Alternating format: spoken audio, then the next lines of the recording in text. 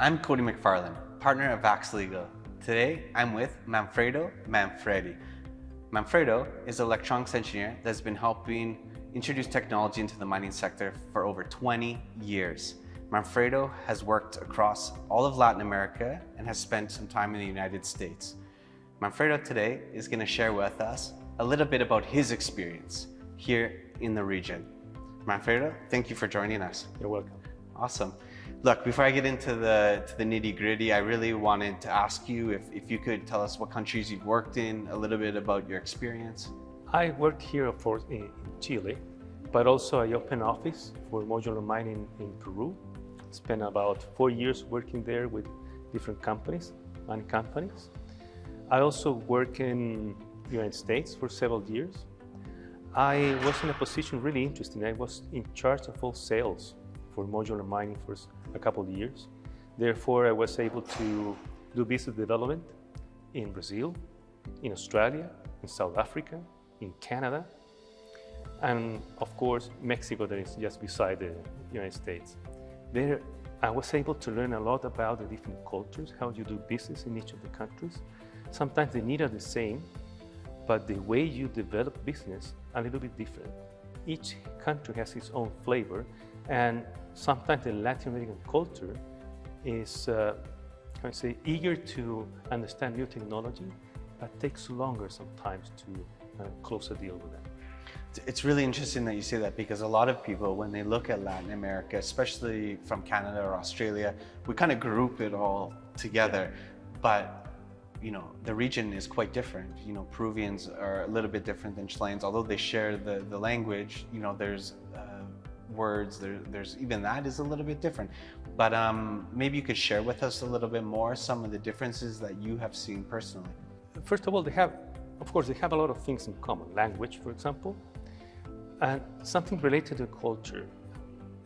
Mexicans, Peruvians, Chileans, Argentinians, we are very hierarchical societies. Mm-hmm. Therefore, to do business to business is a little bit more complex than when we did business, or I did business in Australia or in the United States or Canada.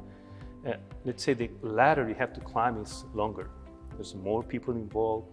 The other thing important is that Israeli culture is much more risk avoidance. The new technologies, they always ask you in one other place is working, because they don't want to take the risk and be the first ones. But among these countries, Chile, Peru, Mexico, Brazil, there are differences as well. The way you do business. In Mexico, it's very social. You have to go, sometimes spend a day or 2 days before a business meeting, knowing the people. Yes. Because it's more important for them, the relationship, who is doing this sale, than the company indeed that is providing the equipment or the services. Interesting. Yeah. Same thing happens in some level with Peru. Yeah. With Brazil, also there's a lot of bureaucracy, but also it's very hierarchical and very nationalist.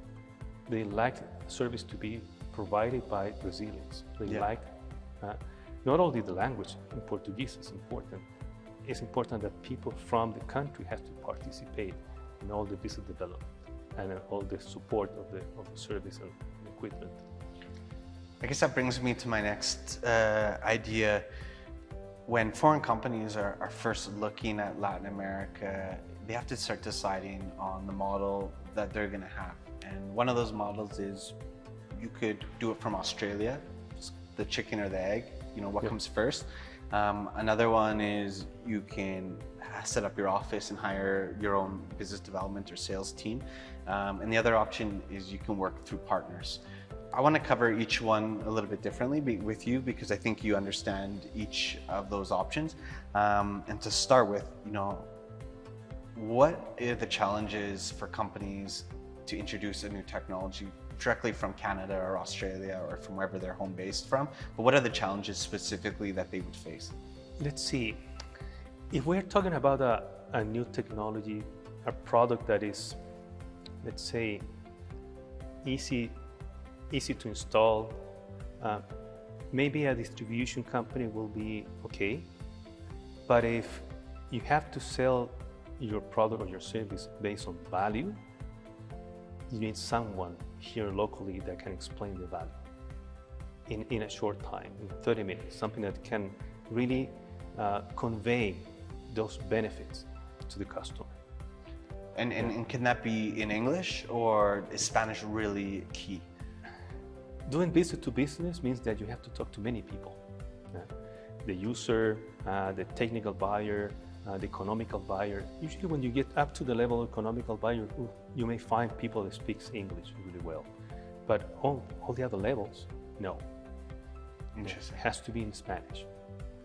And sometimes the economical buyer or someone is going to sign the check, the manager, would say that guy won't sign the check, won't prove anything if the user really doesn't understand the benefits, or maybe is not going to use it at the end, whatever solutions you're providing.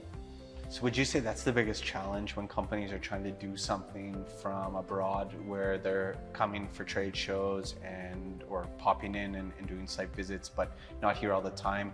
It's very difficult unless you speak the language and you can really communicate to all the stakeholders. Would you say that's the biggest challenge for companies? I would say yes. I've seen many companies coming to Chile, going to a trade show, getting probably one or two contacts, visiting that customer, getting in touch. But after that, it dilutes, because you have to have something on the ground, talking with that potential customer, talking with his boss, talking with his another person within the company, trying to build like a lobby, meaning that you have to have several meetings, not just one. Several meetings following up and trying to understand how that company make the decisions. Interesting. And another model that a lot of companies look at is having a local partner or distributor. What are some of the challenges that companies face when they use that model? As I said recently, if your solution is based on value, you're selling because of you're adding value, you're changing maybe the process of something, you're providing probably additional features or additional benefits, you have to explain that. And a distributor usually don't do that. They don't do it. It's more a trading company. Yeah. They buy tires, they sell tires. Yeah. But a technical solution requires someone really with the understanding of the solution that can explain. Maybe can be supported by the Australian or Canadian company on the technical stuff, but has to be here on the ground. The distribution model is a really good one. As I said, when you want to sell a product that's already in the country, you're selling, say, tires, a good distributor with good training, it's okay. Exactly. But you have to make sure that that distributor, your product, is a good part of their business. It's not 10%, it has to be a good percentage. If not, we'll take more attention to other products. And how can you ensure that that distribution partner is successful? Because from our experience, I've seen a lot of companies, they hire a distributor, they start that thinking that many sales are going to come, 6 months, 12 months pass, and things aren't moving as fast as they would like. What are some tips that companies can use when they're working with partners and distributors? I would say you have to hire like an account manager of distribution companies, someone that can go after each of the distributors, set up goals, provide training, provide answers for whatever technical question they have, be in touch with that distributor constantly, because you really don't know where the money comes from that distributor. It's coming from your product or maybe for others. Then you have to be sure that it's coming from yours and it's an easy sell for them. Maybe you have to go sometimes open some doors for the distributor. So even if you choose to work through a distributor, you're saying that having a local account manager that works with those distributors is quite important to the success? It is important. Yeah, I've seen that in many companies. Just to mention a company in Zebra, it's in the technology company, communications. They have people here in Chile dedicated just to manage all their distributors. technically, they provide training, they provide answer any question they have from the customer, support. They don't do sales directly, but they're just beside, or we'll say, the distributor. They're the support. As to support, yeah. Excellent. As an extension of the company. And so when you're approaching mining companies, how important is it to have a local presence in whatever country that you're operating in? Do they prefer to work through a distributor? Do they mind working through distributors, or do they prefer to work with the end company? New technology, they like to work with the end company, but through someone here. Because what happens if they like the solution, this new technology, they see that provides value, there's a lot of benefits. They would like first answers in Spanish, second to be supported locally, yeah, because they want to pick up the phone and say this is not working, or how can I solve this, and do that and try to get someone in Australia, or sometimes someone in Canada. The end user usually doesn't speak English. Exactly. Then they need that support local. To do sales is the same thing. You have to provide someone here that is visiting the companies here in the office, in the main office, head office in Santiago, but also going to site. Yeah. Because you're not going to talk to one person, you're going to talk to maybe 3, 4, 5 different people. It means each one is a different meeting probably. And through a couple of weeks, you'll have several points of contact that probably doing it in a remote way is very difficult and complex to set up all those meetings. And you've touched on this before, where you said when you're introducing a new product, you're speaking with different people. In your opinion, how much of the sales process is starting with the operational side and moving upwards, or starting from upper management and moving down to the operational side? Is there a way to fast track the way that we introduce technology? In this industry, like the mining industry here in Chile or in Peru, there are companies that are much more open, say, to get new technology. They're early adopters. Yep. Yeah? Others are the pragmaticals. They want to see the product working before in some other mine here in the region before they make any decision. And they're the laggards that it's a good part of the market, but they will do what the pragmatics do, not the early adopters. Then you have to understand first really well the industry, the mine industry, to see what companies are the ones that you're going to knock the door first. Second, within those companies also, there are certain areas that are much prone to technology. They have a better appetite, or sometimes there are problems, say they're already said publicly, they need to solve, and therefore you can go after those areas. But within a company, you have to go, as I said, this is a hierarchical society. Then you have to go to the manager, of course. But sometimes, because we are really social societies, managers won't take action, say, if they don't see their people supporting them. Yeah. Then you have to also go to the end user and talk to them and show them that their job is going to be easier, that the value they will provide to the company is better, that they're going to be getting some benefits from this new technology. Exactly. There's a lot of say about digital transformation. I have heard that for, 5 years or more here in Chile, that everything has to be digital. But at the end, only when we have the pandemic and we have to go to a house and work from there, and the companies start seeing that they can continue producing, the mine companies, the same amount with less people on site, sometimes less people in total, they understood and they have a cultural change in favor of digital transformation. So you've seen it accelerate since the pandemic. Yeah, huge. Huge. Interesting. And in terms of technologies that are, we talk a lot about autonomy and different different trends that are happening in the industry, but specifically, do you see any areas that are quite interesting that companies are trying to adapt and evolve?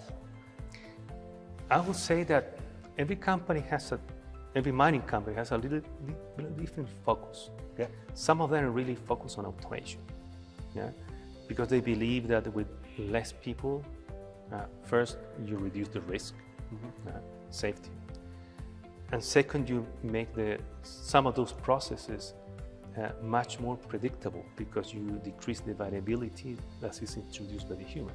Yeah. But they focus on equipment, like drills, for example, or trucks. But there are a lot of other processes within the mine that require digitalization and process improvement. And that was really triggered by the pandemic. Yeah. Came alive that they have a lot of processes that were duplicated with too many people doing the same thing. Then technology-wise, you can get a product that can reduce the time of a process or reduce the variability of that process that makes it much more predictable, then you're the right path because the mines will really go after what you're offering. Excellent. One of the things that you've really been talking about previously was the cultural difference between the Latin American countries, but there's also a big cultural difference between, working for a foreign company, American, Australian, whatever. What are some of those differences, those little intricacies that you see? Because you've worked for them and you can see both cultures. It'd be interesting to get your perspective on some of those differences and how it affects the relationship between the head office and a subsidiary in Chile, for example. Because we're really social, we like the face-to-face communication or phone communication, at least. Therefore, working for a company that is on the other side of the world, in Australia or in Canada, with a different language, sometimes it's difficult for people here. And I remember when I was starting to work in a company, I entered as the manager, and one of the complaints from the Australian company was they never answer my emails. And what happened, people is used to really discuss and communicate before the email. That's a cultural difference. If you send them just, wait, we have to do this 3 things here. People here are asking why I need to do that. They want to communicate first. Yeah. And the Australian on the other side of the world is waiting for the answer for that email. That will never happen. So it's not that they're trying to be rude, it's just that they want to think about it, have a thoughtful response. Yes. I remember working in the US, and sometimes we were just one office beside the other, and the guy from the US was sending me emails. I said, why is he sending me emails? Why don't he just stand up and tell me what to do and discuss it? No, he sent me an email. Well, it was something technical. I totally agree.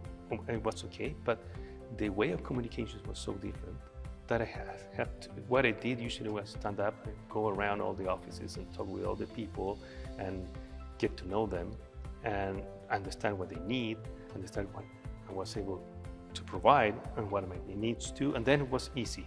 Yeah. Then you have to go through that between these two cultures, and it's important to build that bridge. Absolutely. And a lot of companies that are coming from abroad and they set up in Chile, they're quite big where they come from. They might have support teams and management teams and more structure. But when they set up in Chile or wherever in Latin America, Peru, Brazil, typically it's, you start with 1 or 2 sales guys and it kind of grows from there. But what are some of the challenges with managing a business from afar? As I said, I think it is communication. Fluent communication. You have someone here or a group of people here that are developing business, providing support. It's really important that they can understand the culture of the company, of the foreign company. What are the objectives? what are the goals they want to meet, because they will be working here in some way alone by themselves.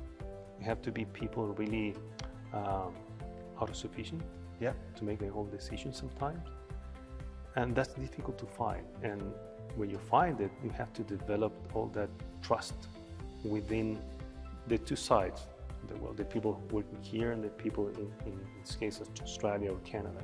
Yeah. And in some way, because we're a country or a region that is a little bit risk avoidance, we don't want to be accountable. It's difficult to find people that really want to be accountable in their job, and that you build with trust. Yes. Yeah. And that trust you build with communication. Then to build a good team requires some effort from the company outside, in Australia, for example, to know the people here, to provide them enough trust, confidence that they're going to do a good job. And if they don't do it, yeah, you have to help them to do it. Yes. That's how you build trust. Here, because it's a very hierarchical society, the employees really are afraid of the bosses. Yeah.